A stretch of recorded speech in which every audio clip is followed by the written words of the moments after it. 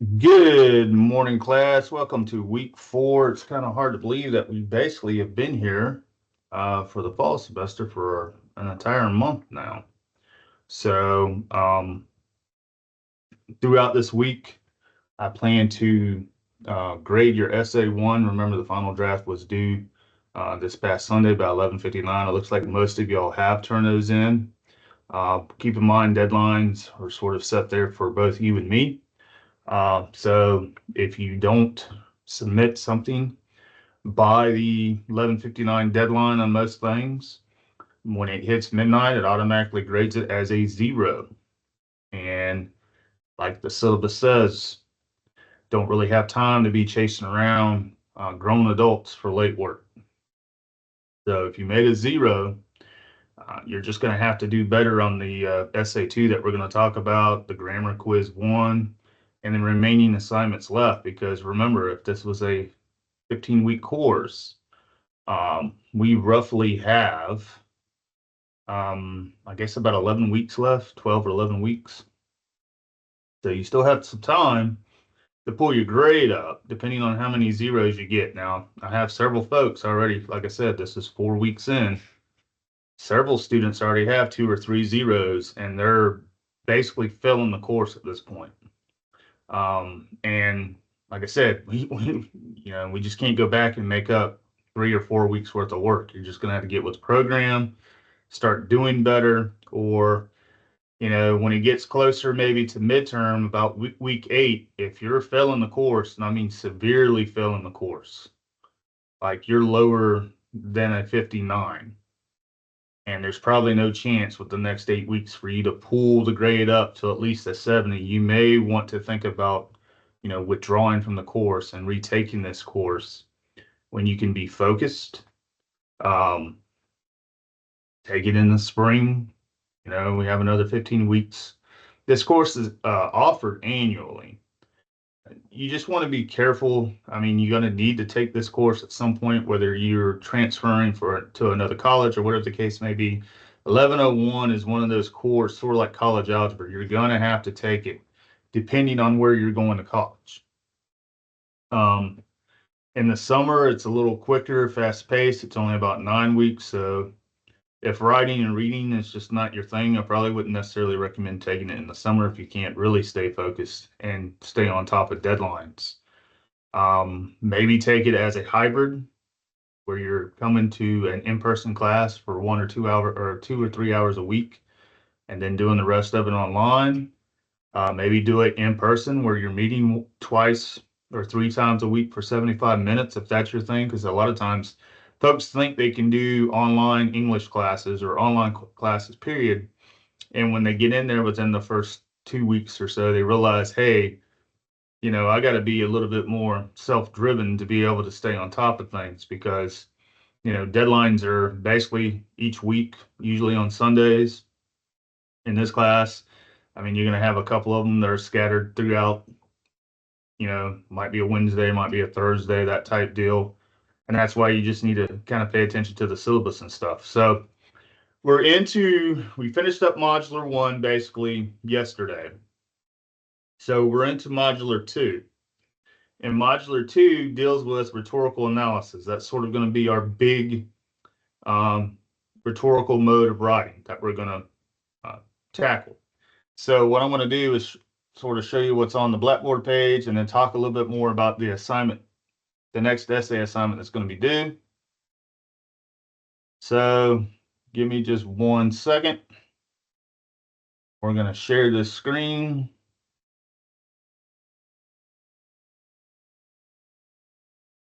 Kind of tell you what's going on. So if you look, modular 2. So if you open it up, of course, just like modular 1, you click on these little arrows. It's going to take you to various things that you can find, e-text readings, handouts. You might want to look at some of this stuff. It deals with, the grammar, right? We do have, and I'm going to talk a little bit about that. These are all hyperlinks that sort of go along with your e-text. It's additional readings. So like I said before in the past, If you don't want to go to the page numbers in your e-text, because the e-text is online, I can again show you where that's at. You can easily click on this. This will take you some web links, web pages. You might want to look at definitely at the rhetorical fallacies, some of the rhetorical terms, rhetorical devices. We'll talk a little bit about that here momentarily, because that will probably be tremendous help when it comes to your SA2 coming up. Grammar quiz 1 right here. Let's do this Thursday by 11:59. It deals with fragments, run-ons, comma splices, and parallelism, what we basically looked at the last sort of 3 weeks. The SA2 information is right here. You click it, we'll look at it here momentarily. It goes through sort of the directions and what you need to be concentrating on when you're drafting and then finalizing. Rhetorical modes and fallacies. Again, you might want to click on these hyperlinks and look at this stuff before you start drafting. I gave you a model essay from a former student. The only thing I really changed was sort of like the due date and that type deal, or the date that I have on there, but the rest of it is from a former student who made a 90 or higher on this particular assignment. So it's something you probably, if you click and download it, you will see some of the comments and stuff I put on the margins, and we will look at some of those maybe today, if possible. If not, we'll probably look at a little bit more next week when you have to really start getting into the peer review, right? There's a draft session. You click here where it says peer review. And just like with the first one, you're going to upload like here. Here's all the instructions. Some of y'all lost points because y'all didn't read the instructions. You didn't either upload your draft, or you did upload your draft, but then you didn't comment on somebody else's draft based on the questions that you needed to answer.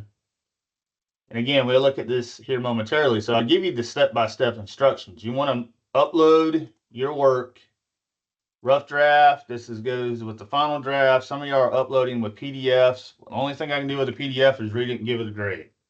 I can't really easily mark up a PDF file. So if you're looking for feedback, it's going to be hard for me to do that. The only thing I can do, like I said, is read it, give it a grade, and move on. Some of you are just copying and pasting the stuff in this text box. Again, sort of like a PDF. I can't mark up something that's copied and pasted on the text box. The only thing I can do is read it and give it a grade. So, I mean, if you're not getting a high A or, high B or something, and you want to know feedback, well, I mean, you need to start sending and uploading stuff in Microsoft Word so I can provide the feedback to you, because I can do it on the margins using this suggestions and comment box.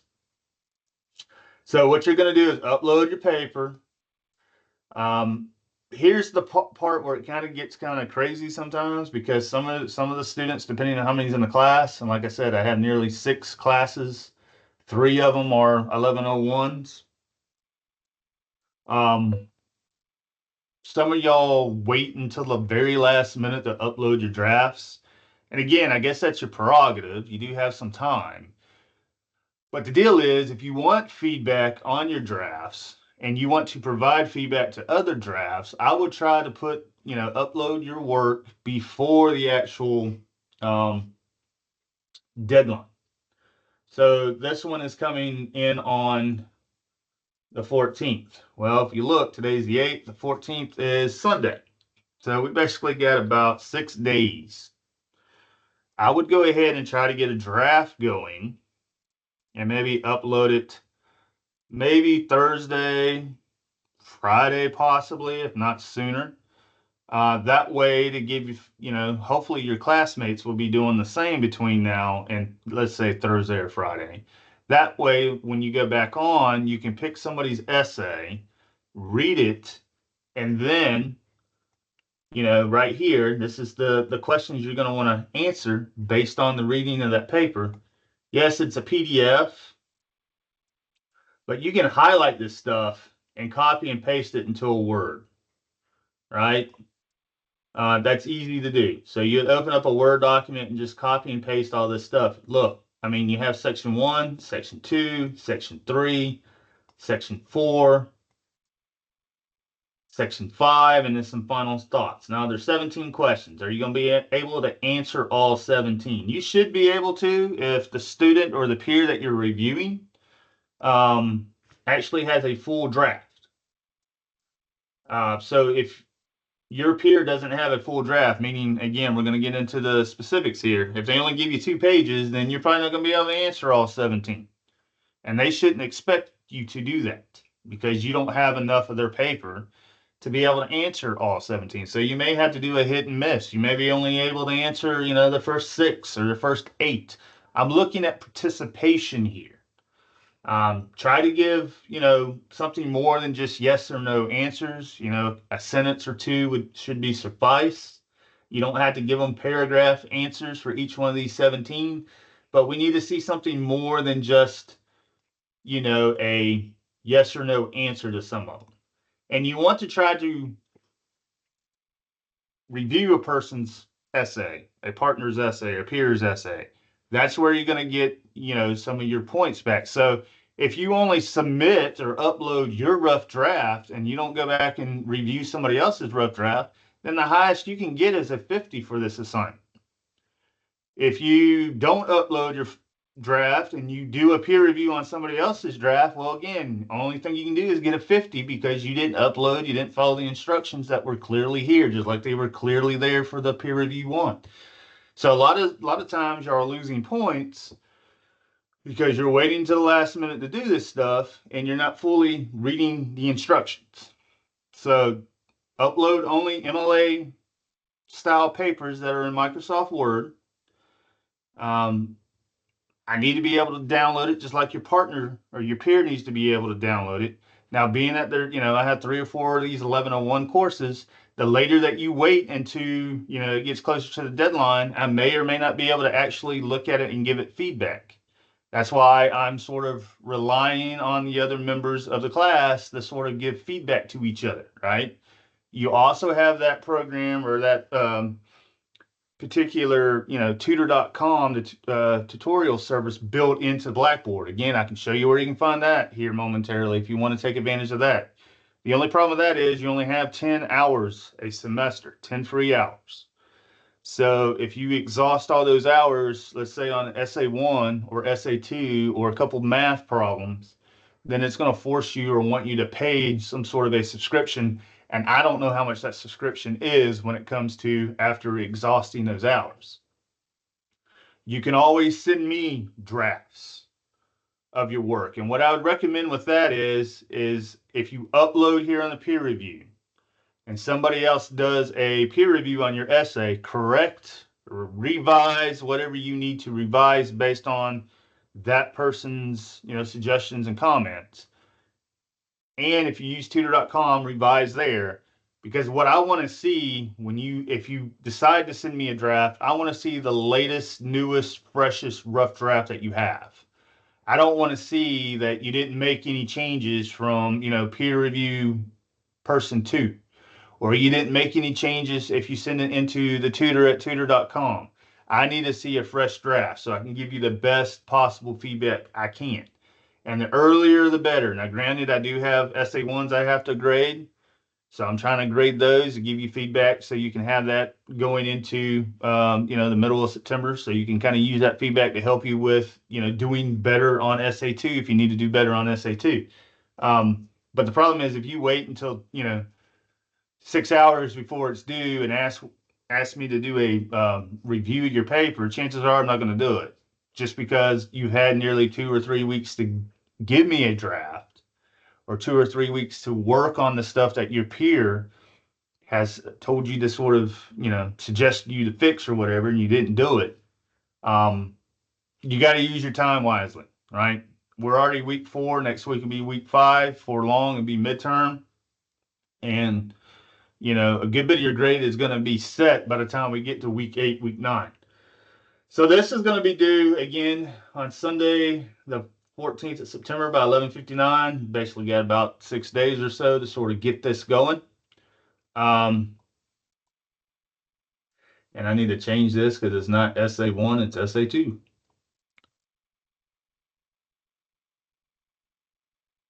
So there you go.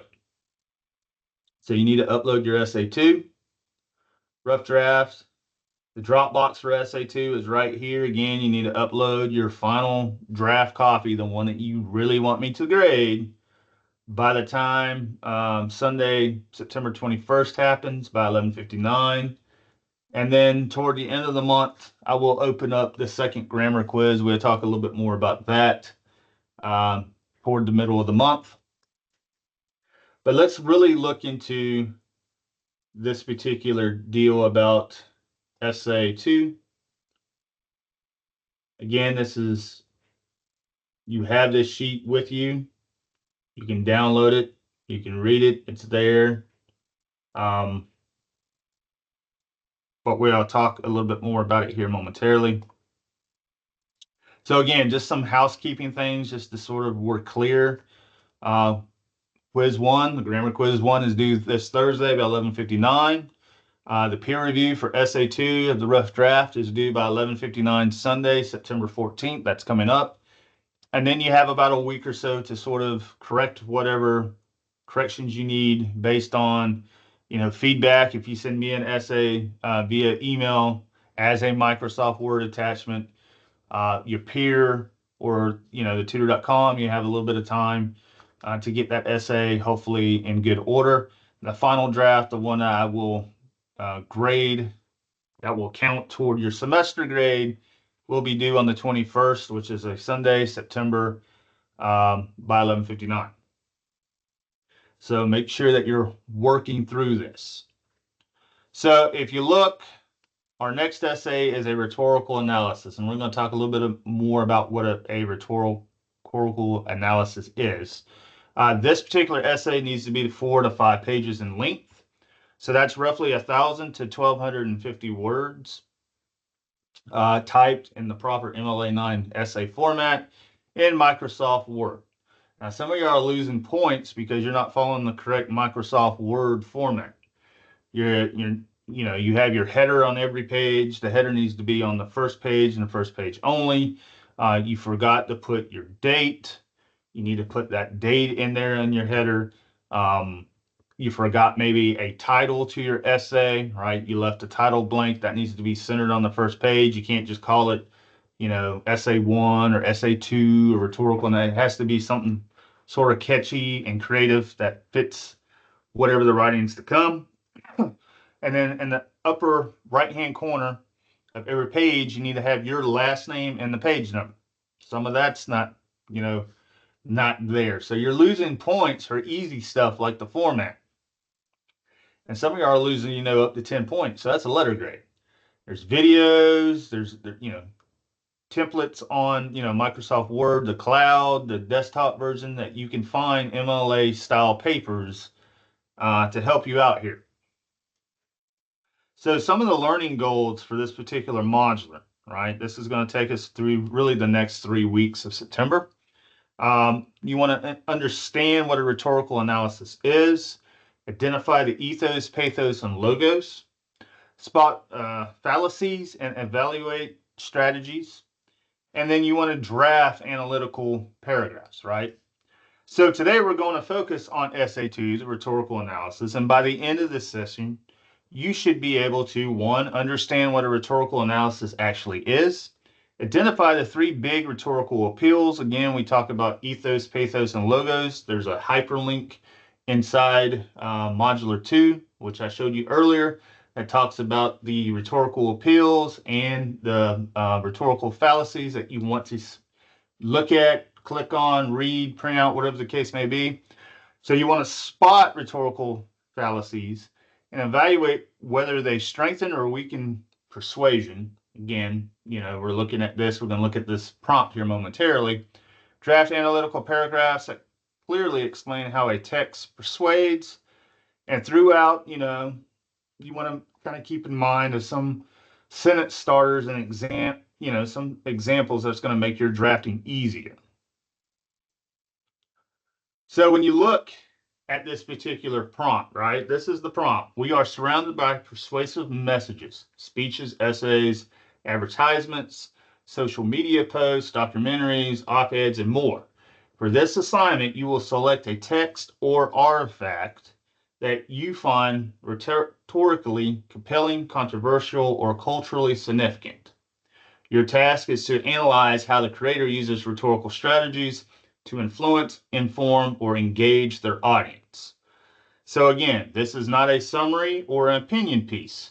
Instead, you will examine the rhetorical choices made by the creator and evaluate their effectiveness. Consider the context, audience, purpose, and the medium of the text. Your analysis should be thoughtful, well supported, and grounded in rhetorical theory. And I give you some guided questions, right? Basically, it says for discovery not to be answered directly, but you can kind of use these to kind of help you start, right? So, two key things. What is a rhetorical analysis? Again, it's not a summary, it's not an opinion piece. Our focus is really how persuasion works. So, you're not just telling me what happened in the text, right? That's usually what a summary does. You're not giving me writing about whether you agree or disagree with a particular text. Again, that's what an opinion piece is. Instead, the rhetorical analysis is your goal is to explain how the creator persuades their audience. Think of yourself as a detective. You're looking for strategies, audience targeting, context, and whether those strategies are effective.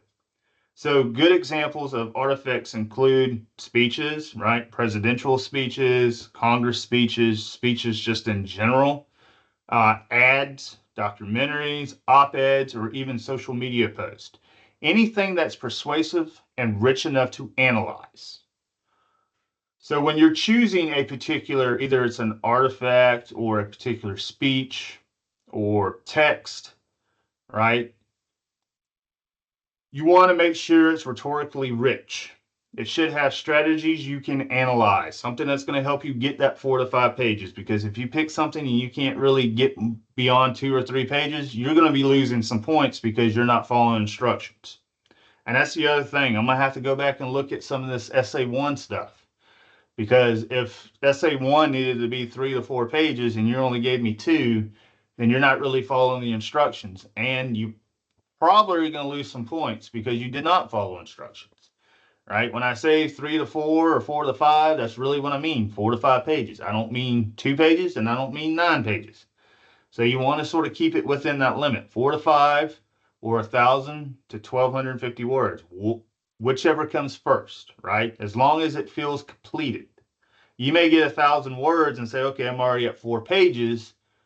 Should I stop? Well, if the essay is still lacking stuff, meaning if you stop where it is at 1,000 words and it still doesn't, it's not completed or doesn't feel completed, then you need to go ahead and add that extra 250 words or so and get to that fifth page um, to make the work complete, to make it make sense.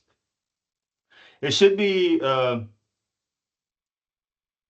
publicly accessible so you and I can both refer to it, meaning, depending on the ad or the documentary or, the speech, I should be able to find, you should be able to provide some citation to it. And we'll talk a little bit more about that. It should be something I can find, maybe Google Images, maybe off a web page, YouTube, something of that nature.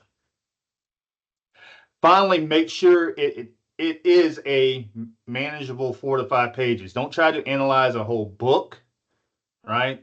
Some of these books, 300, 400 words, it's not going to work if you go that way with it.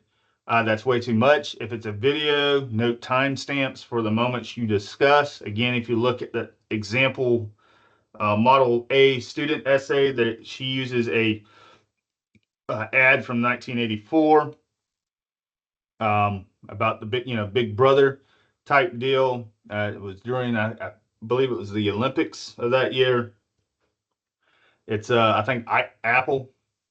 It's an Apple ad, and she's using a particular commercial that you can find on YouTube. So it's really relatively short. You know how commercials are, but she's including timestamps in the parenthetical citation, and she also includes a work cited page because again, it's not her commercial; it's somebody else's. So she has to give proper credit to that particular medium.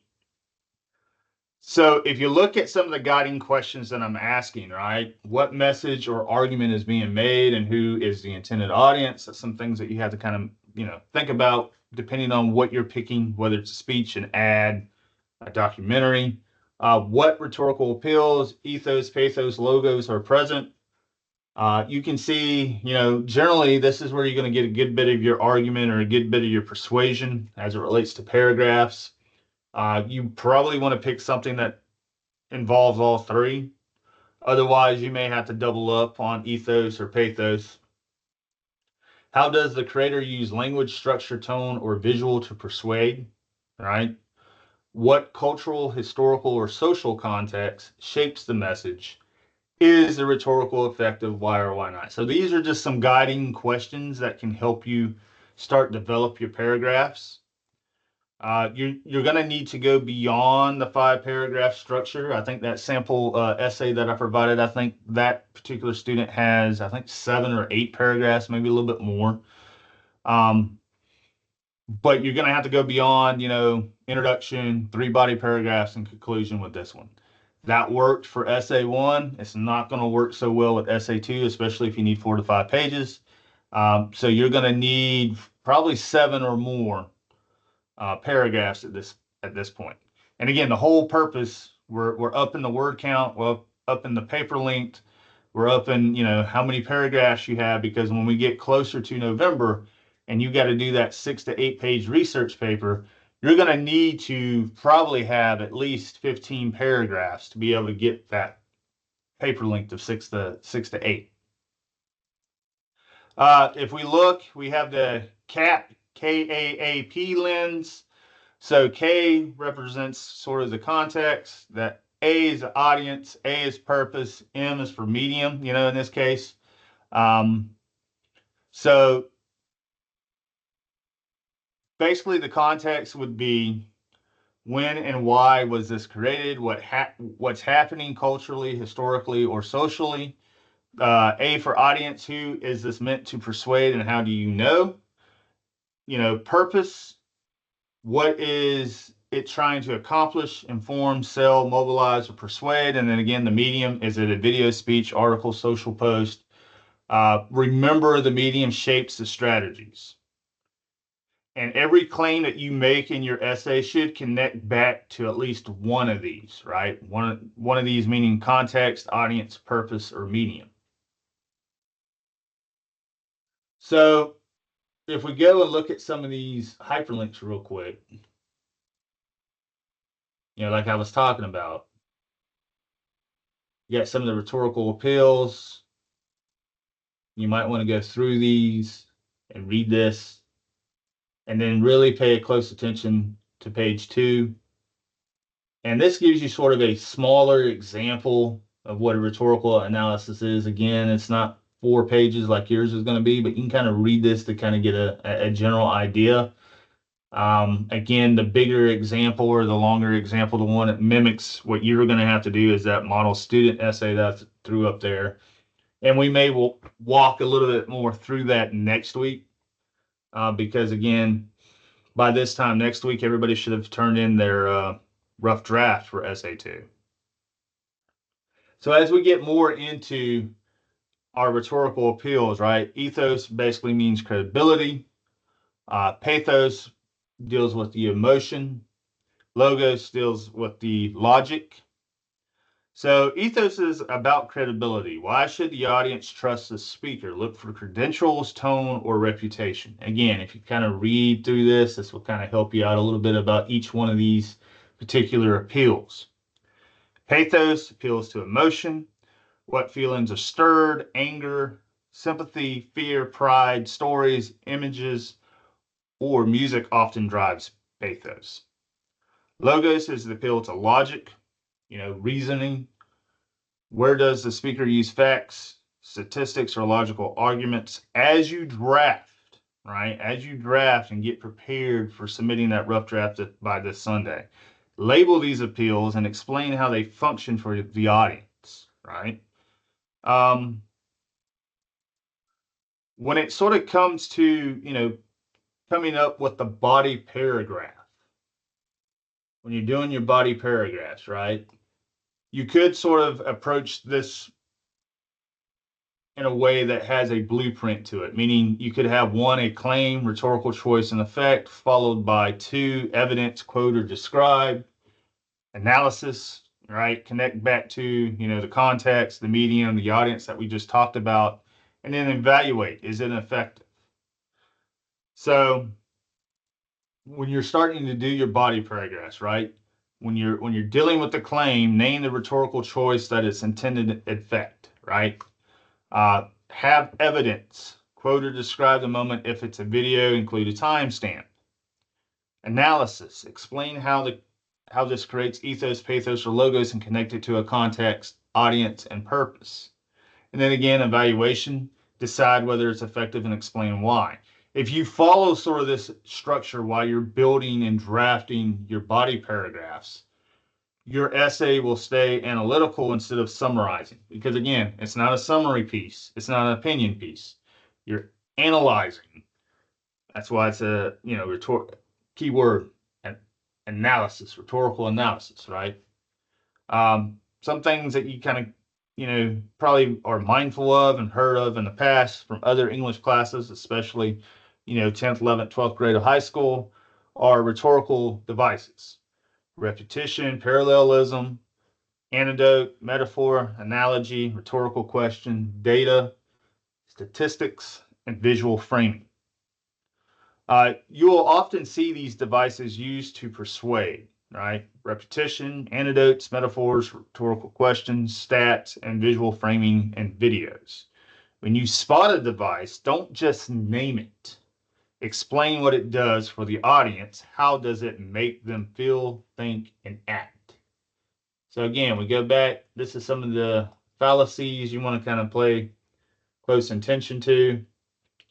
Um, those were either, most of these will probably cause hurt to a particular argument, right? You probably heard of the red herring or the strong man, begging the question. These are logical fallacies.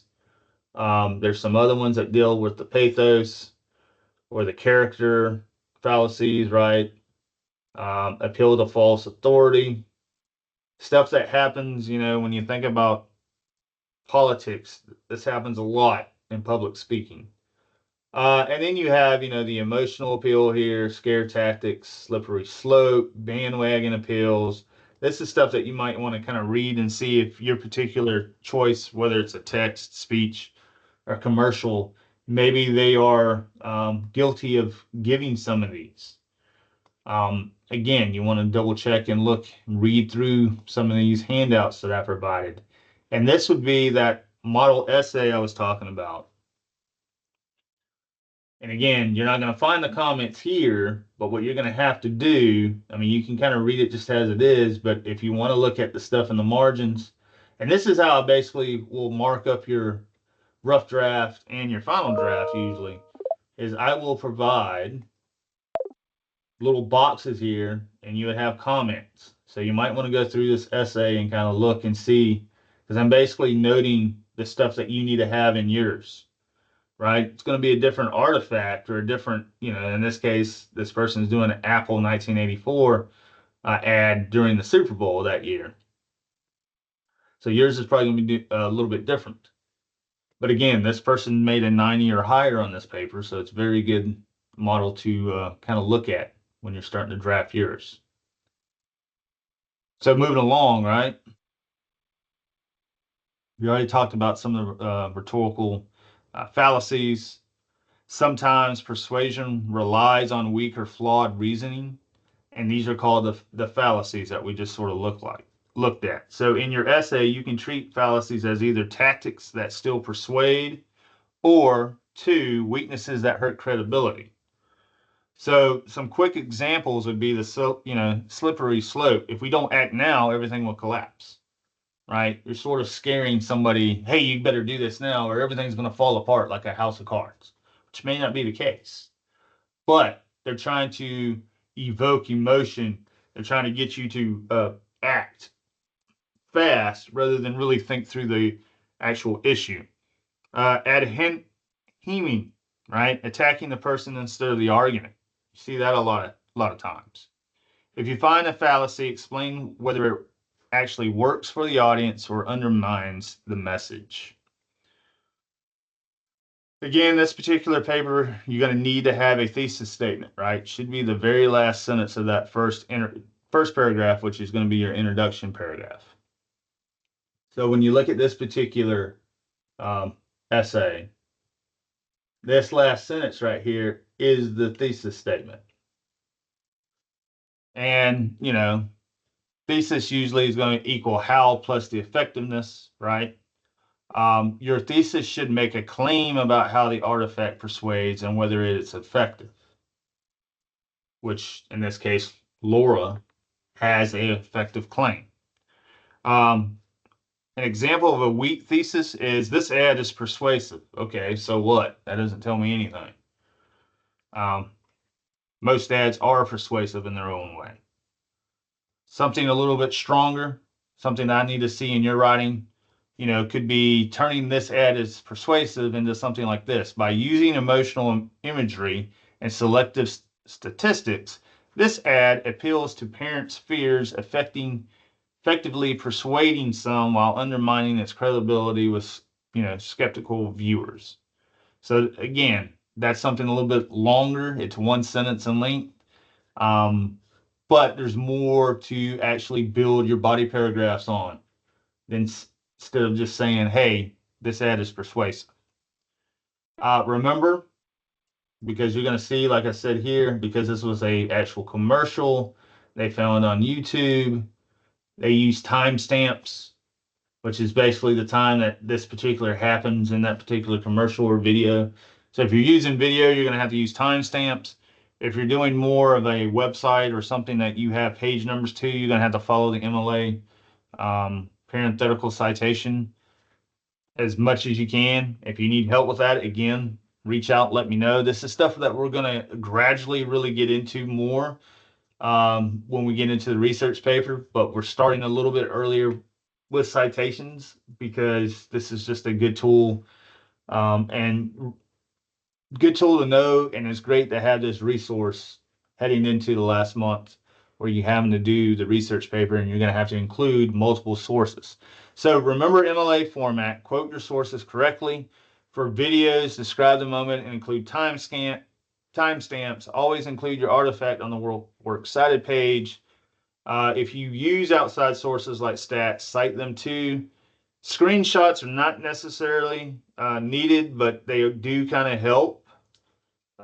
Depending on, if you're doing an ad or something, there's a certain way to do those. Of course, you have to modify it to be able to fit. I don't need to just see a bunch of pictures that's going to take up the 4 or 5 pages because you definitely need text. As you can tell here, this student doesn't include pictures, but I guess you could, if she wanted to, she'd have to take little snippets of the video. I should be able to just click on, the hyperlink and go to the video or find the video, but you could always have a separate page for appendix. Notice how the works cited page starts a new page. You don't put it at the end of this stuff here because it ends on page 5. Works cited page always starts on a new page, so it'd be page 6. Since this particular student only used one artifact throughout the paper, it's work, not works. If you use multiple ones, then it becomes works. You also want to follow, when you're citing with MLA, make sure that your works cited page, you follow alphabetical order by the author's last name, and you don't indent the first line. But if your citation goes beyond that first line, each one of those lines need to be in hanging indent like it is here. So if it went lines 3, 4, and 5, you'd still have to hang indent all those, but you just keep the first line left aligned. And like I said, download this paper, read through it, and pay attention to the stuff I have on the margins, which again, you're going to have to download to be able to see that. I kind of guide you through, let you know what this particular student did and did well, the reason why she earned that 90 or higher on this particular paper. And it ultimately helped her grade, heading into the midterm portion of the course, which for us will be coming up in October. And you will have to download that Respondus Lockdown browser to be able to do.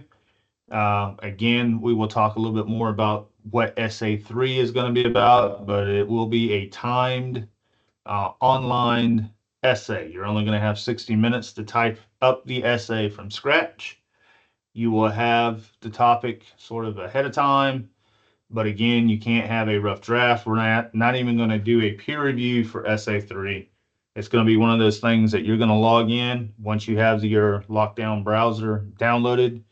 You need to have a webcam and a web mic both turned on during the 60 minutes, and you're going to have to just type up an essay. And again, we will talk a little bit more about that, but it's going to be a one and done thing, meaning you have to do it by that particular deadline. And then we are going to move on to our last essay for the semester, which would be that research project. There's a couple things that go with that. But again, as it gets closer to the middle of October, we'll talk a little bit about that. All right. So again, just to sort of rehash some of the obvious here. Remember the peer review, September 14th. It needs to be in by September 14th, 11:59. Again, earlier the better, especially because you want to exchange, you want somebody to download and read your paper and answer those questions to give you the best possible feedback. The more of the draft that both partners have, the better the feedback should be. So again, if this thing needs to be 4 to 5 pages, but you only turn in 3 pages, well, you're probably not going to have all 17 questions answered. Now, will that help or hurt? That all depends. Obviously, the more that you give your peer to read, they'll be able to answer those questions, hopefully, and provide some suggestions. The more, if you want to send me a draft, again, it's optional. But again, if you're only sending me 2 pages and this thing needed to be 5, I can only give you so much, right? Because you don't have the other 3 pages. So between now and the 14th, obviously, you want to apply that feedback really from the 14th as it gets closer to the 21st. Once it gets closer to the 21st, that's when the final draft is due. Hopefully everything is, good to go, revised as many times as you need to revise, I think, to get that higher grade, whether it's the A or the B or whatever the case may be.